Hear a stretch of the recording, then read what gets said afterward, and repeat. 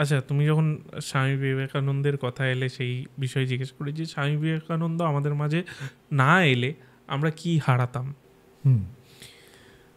দেখো এই কিছুটা একটু আগেই বলেছি যে হ্যাঁ, তুমি বলেছো অবশ্যই, বাট তুমি যদি মানে তখন যেটা হলো যে আমরা শ্রীরামকৃষ্ণ নিয়ে আলোচনা করছিলাম, তার মাঝখানে বিষয়টা নিয়ে একটু হলো। এখন যদি ডিটেলস একটু তুমি যদি টাইম লাইনের দিকে যাও দেখবে যে 1863 সালে স্বামীজি জন্মেছিলেন বলাটা তো ঠিক ঠিক নয়। তার কারণ হচ্ছে এনারা জন্মান না, এরা আবির্ভাব হন এদের। হ্যাঁ, মানে মানে জন্ম মানে কি, স্বেচ্ছায় সে জন্মেছে, মানে স্বেচ্ছায় জন্মায়নি, স্বেচ্ছায় জন্মায়নি, কিন্তু এরা স্বেচ্ছায় আসেন এবং নিজের স্বেচ্ছাতেই যান। এবং স্বামীজি অনেক আগে বলে দিয়েছিলেন আমি 40-এ পৌঁছবো না, বলেই গেছিলেন। 39 বছর এবং সামথিং বয়সে উনি মারা গেছেন। এই মারা গেছেন তো বলা যায় না, মানে তিরোভাব হয়েছে, উনি শরীর ছেড়ে দিয়েছেন। তো ওই টাইম লাইনটা দেখো, 1863 সালে উনি এসেছেন, আবির্ভাব হয়েছেন। তখন ওই যেটা বললাম, মানুষের কনফিডেন্স লেভেল, একদম কনফিডেন্স লেভেলটা এমন একটা জিনিস যে সেটা কোনো কিছুই হতে যায় না। এবার তুমি টাইম লাইনে চলে আসো, 1902 সালে স্বামীজি যখন চলে গেলেন, তারপরে দেখো বিপ্লবী কার্যকলাপ, স্বদেশী কার্যকলাপ ব্যাপকভাবে বেড়ে গেছিল। তখন তো সমগ্র ভারতের প্রথম ধ্যানজ্ঞান তো ওটাই যে দেশকে স্বাধীন করতে হবে। বিপ্লবী কার্যকলাপ প্রচুরভাবে বেড়ে গেছিল। অনুশীলন সমিতি থেকে সমস্ত কিছু স্বামীজির প্রভাব। এরকম তুমি বিজ্ঞান চর্চার দিকে দেখো, আচার্য জগদীশচন্দ্র বসু, সত্যেন্দ্রনাথ বসু, আচার্য প্রফুল্লচন্দ্র রায়, প্রত্যেকেরই জীবনে স্বামীজির প্রভাব। এবং আচার্য জগদীশচন্দ্র বসুকে বহুলাংশে স্বামী নিবেদিতা, সিস্টার নিবেদিতা কিন্তু প্রভাবিত করেছিলেন। তো এইটা হচ্ছে স্বামীজির প্রভাব। শুধু স্বামীজি না, স্বামীজি বলাটা ভুল হবে, ঠাকুর মা স্বামীজি কম্বাইন্ড প্রভাব। তুমি স্বদেশী আন্দোলন বলো, বিজ্ঞানের দিক থেকে বলো, ফিলোসফির দিক থেকে বলো, এটা একটা ওই পিরিয়ডটাকে টোটালটাই তুমি 1902, তুমি একটা জিনিস চিন্তা করো, 1857 সালে সিপাহী বিদ্রোহকে আমরা মনে করি যে স্বাধীনতা সংগ্রামের প্রথম স্বাধীনতা সংগ্রামের কিছু, ব্রিটিশ শাসনের বিরুদ্ধে। সেটা করতে করতে 1902 সালে স্বামীজির তিরোভাবের পরে এটা এমনভাবে মানে ব্যাপকভাবে শুরু হলো স্বদেশী আন্দোলনটা। তা তার ব্যাকবোনটা কিন্তু স্বামীজির আদর্শ। এই স্বামীজি না থাকলে এই জিনিসটা হতো না। আচ্ছা, আমি যে এর পরের কোয়েশ্চেনটা তোমায় করব, সেটা আমি জানি না কতটা কন্ট্রোভার্সি হবে, তাও আমি করছি। বিষয়টা হলো যে আমরা জানি সবসময় যে শরীরচর্চা করা মানে আমরা মানে সুস্থ থাকা, বা মানে যাতে বেশি দিন আমরা বাঁচতে পারি। স্বামীজি তো ছোটোবেলা থেকেই শরীরচর্চা করতেন প্রচুর।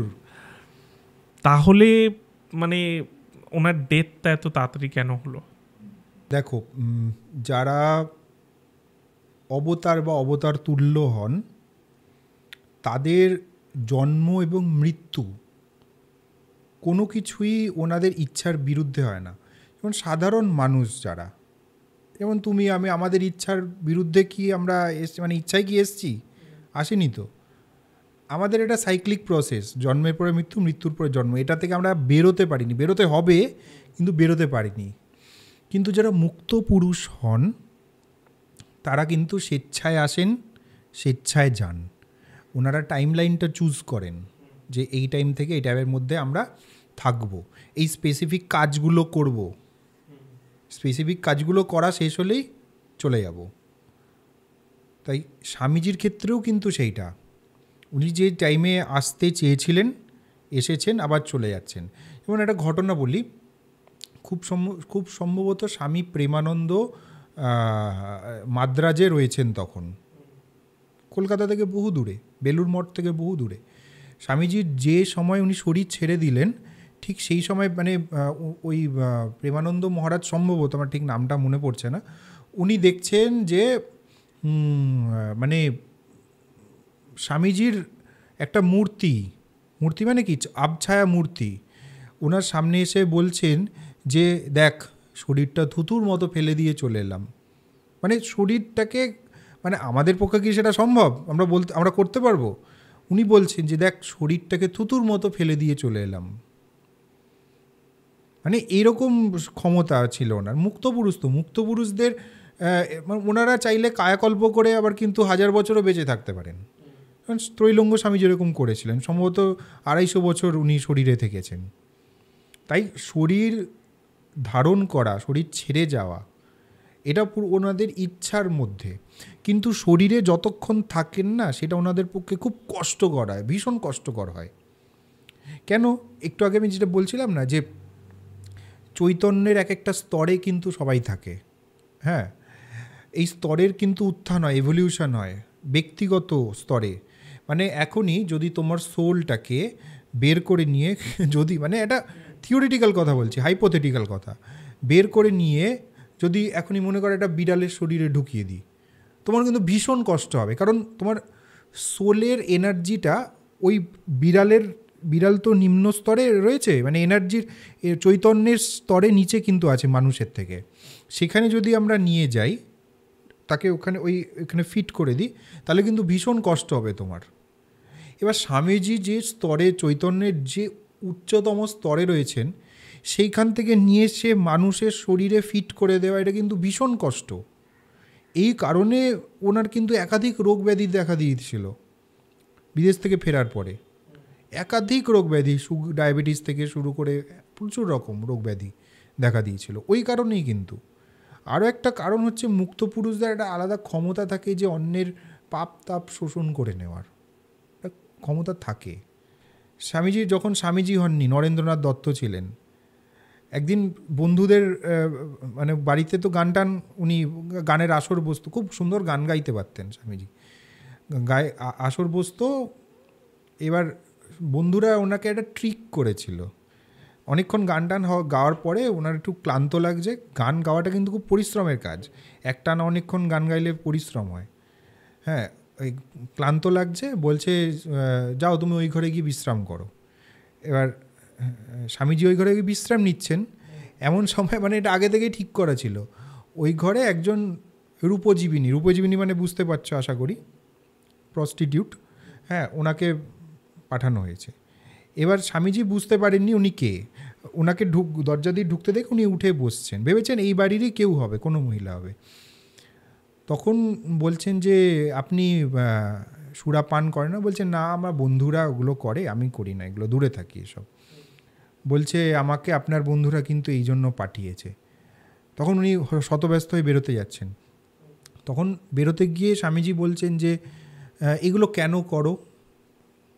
উনাকে বলছেন যে এগুলো কেন করো? বলছে যে মানুষকে আনন্দ দেওয়ার জন্য করি। তখন স্বামীজি বলছেন মানুষকে আনন্দ দেওয়ার জন্য করো, কিন্তু নিজে কি আনন্দ পাও? কখনো ভেবেছো এই কাজগুলো যে তুমি করো তাতে তোমার কর্মফল কি হচ্ছে না হচ্ছে? বলছে তখন ওই মহিলার সম্বিত ফিরছে, বলছে কখনো তো আমাকে এভাবে কেউ বলেনি, আমি এরকম কখনো ভাবিও নি। তখন থেকে ওই মহিলার জীবন পাল্টে গেল, উনি ওই কাজ ছেড়ে দিলেন। এইভাবে এক একটা কথায়, এক একটা মুক্ত পুরুষরা পাল্টে দিতে পারতেন মানুষের জীবন। স্বামীজি, মা সারদা ঠাকুর, এরা এই কারণেই অনন্য। ওই একই কথা হয়তো তুমি বা আমি বলবো কাউকে, তাদের জীবন কিন্তু পাল্টাবে না, কারণ অন্তর থেকে ওই শক্তিটা নেই তো আমাদের। ওনারা যেটা বলছেন তার মধ্যে একটা শক্তি আছে, ওনাদের নিজস্ব অরা আছে। এই ছিলেন হচ্ছে স্বামীজি। তো এইরকম স্তরের মানুষেরা কখনো জন্মান না বা মৃত্যুও হয় না, তারা ইচ্ছা করে আসেন, ইচ্ছা করে যান। উনি চাইলে 390 বছরও বেঁচে থাকতে পারতেন, কাজ শেষ হয়ে গেছে, আর কেন থাকবেন? ওনাদের তো বেঁচে থাকার লোভ নেই, যে আমার আয়ুর প্রচণ্ড লোভ আছে, বেঁচে থাকার লোভ নেই তো, সেই কারণে ওনার কাজ শেষ হয়ে গেছে, উনি চলে গেছেন। আমি এই নিয়ে একটা আবার কন্ট্রোভার্সিয়াল কোয়েশ্চেন করি। হ্যাঁ, স্বামীজি একটা বিষয় বলেছেন তার বাণীতে, যেটা হচ্ছে যে গীতা পাঠ অপেক্ষায় ফুটবল খেলা ভালো। তো এখানে অনেকের মত হচ্ছে যে স্বামীজি স্বয়ং শ্রীমদ্ ভগবত গীতাকে অসম্মান করেছেন। তোমার পয়েন্ট অফ ভিউ কি? হ্যাঁ, দেখো এইখানে এটা হচ্ছে বোঝার ভুল। সেটা হচ্ছে উনি কখনোই গীতাকে অপমান করেননি। তুমি বেসিক্যালি তিন রকম আচরণের মানুষ হয় ধাত অনুযায়ী, এটা কিন্তু ধাত অনুযায়ী হয়। একটা হচ্ছে সাত্ত্বিক, রাজসিক, তামসিক, 3 রকম ধাত হয়। সাত্ত্বিক, রাজসিক, তামসিক। কীরকম ব্যাপারটা? তামসিক প্রকৃতির লোক কি, এ সারাদিন ঘুমাচ্ছে, কোনো কাজকর্ম করছে না, হ্যাঁ, খাওয়া দাওয়ার ঠিক নেই, রোজগারের ঠিক নেই, কিছুরই ঠিক নেই, মানে একদম জড়বৎ পড়ে আছে যেন, একদম কোনো শক্তিই নেই। এই ধরনের লোককে তামসিক প্রকৃতির লোক বলা হয়। এরপরে এর থেকে একটু উচ্চ স্তরে কারা আছে? রাজসিক প্রকৃতির, যারা প্রচুর কাজকর্ম করে কিন্তু ঈশ্বরে মন নেই।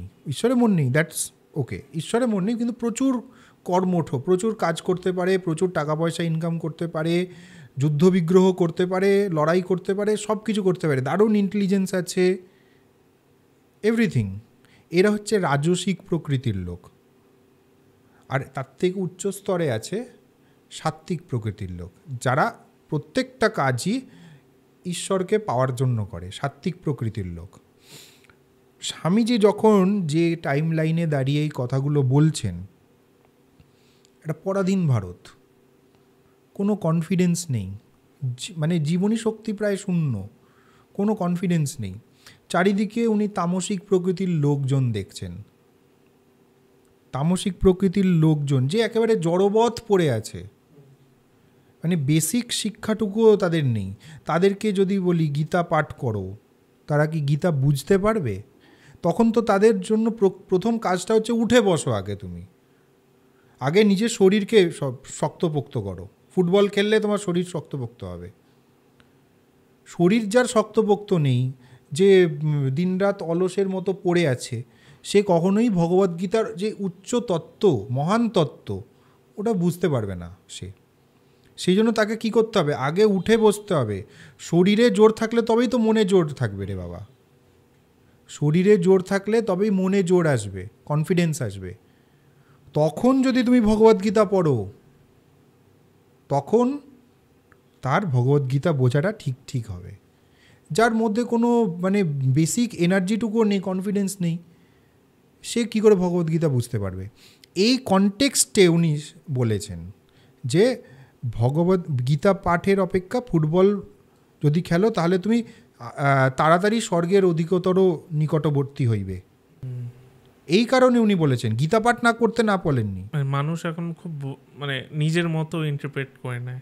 হ্যাঁ, সে তো বহু ক্ষেত্রে নিজের মতো। তোমাকে বুঝতে হবে যে উনি কোন কনটেক্সটে বলেছেন।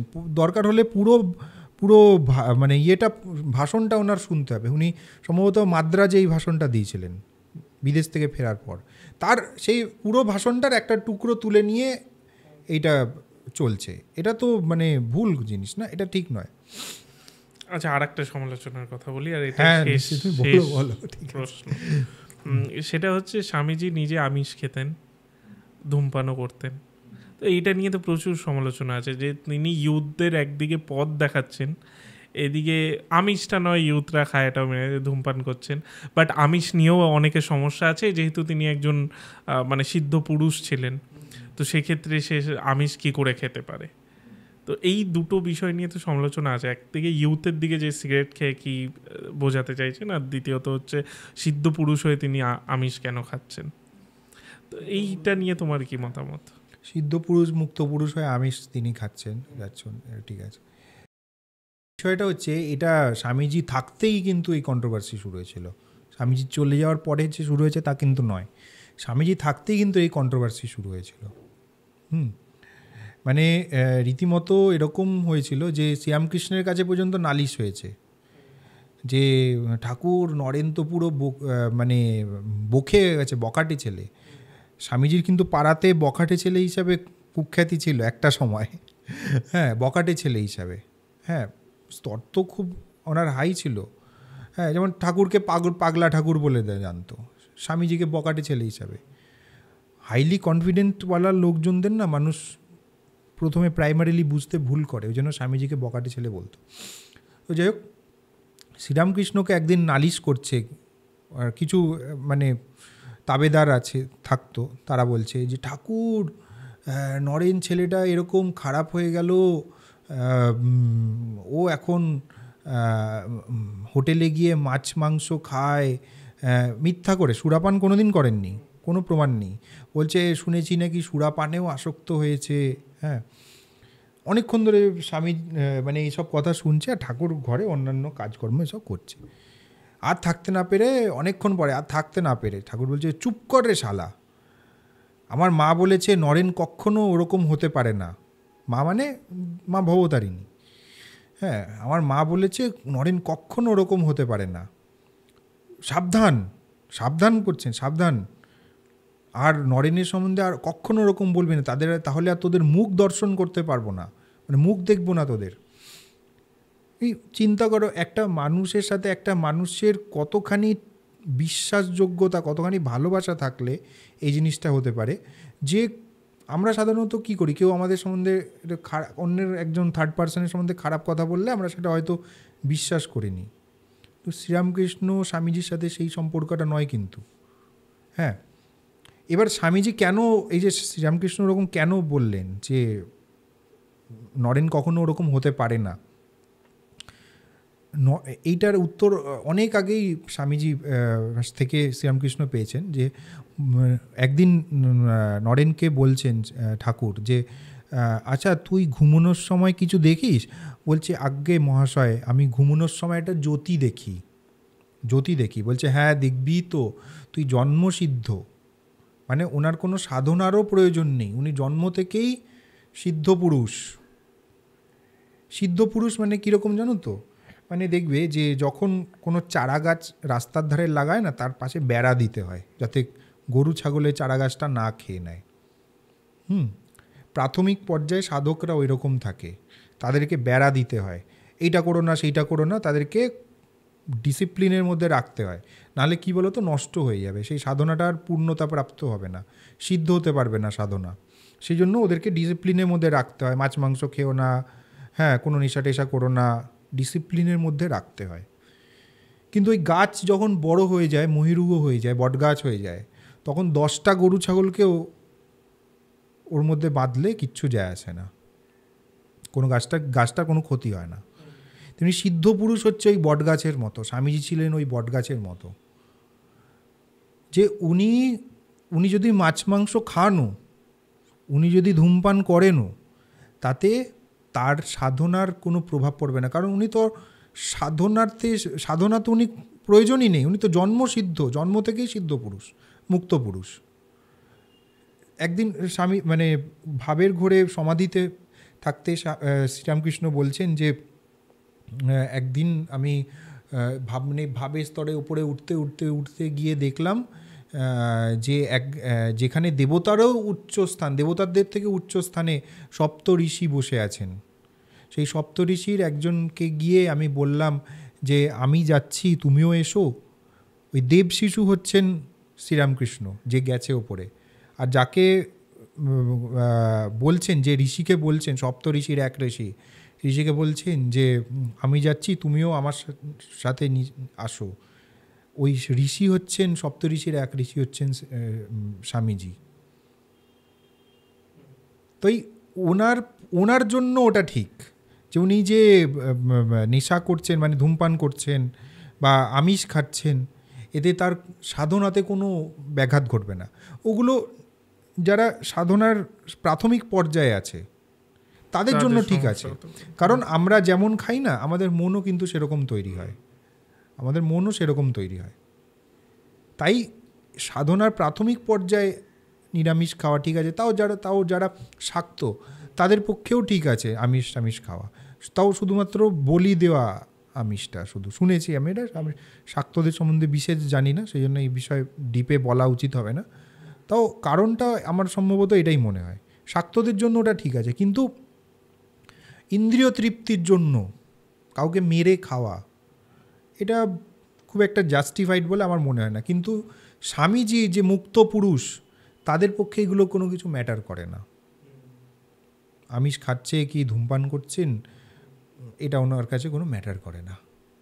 এরকমই বিভিন্ন আরও ক্লিপস পাওয়ার জন্য, আরও বিষয়ে জানার জন্য আমাদের এই চ্যানেল ইউটিএস ক্লিপসকে অবশ্যই সাবস্ক্রাইব করুন।